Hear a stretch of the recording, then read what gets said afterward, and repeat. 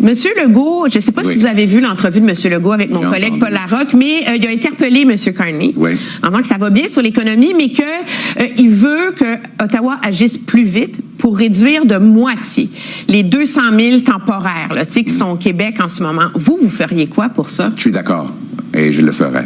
Mais ils sont ici légalement, ces gens-là. Vous faites quoi? Vous les mettez dehors? L'instant que leurs permis sont terminés, évidemment, ils vont devoir quitter le pays, à moins qu'ils sont dans la petite minorité qui sont éligibles pour rester permanents. Mais on ne peut pas avoir 7% de notre population temporaire.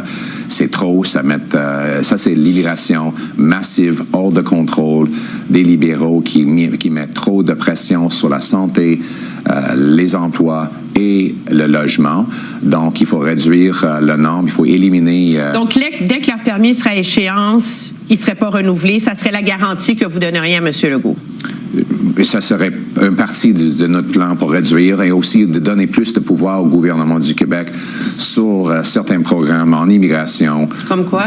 Le programme, j'oublie le nom, mais c'est le programme international de mobilité. Le programme des travailleurs étrangers temporaires, là, au fédéral. Oui, exactement. Donc, le Québec doit fournir des services à ces gens-là.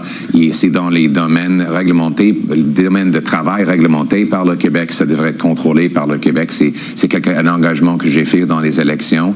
Donc, moins de personnes, plus aussi de surveillance pour nous assurer que c'est pas des criminels qui entrent dans notre pays.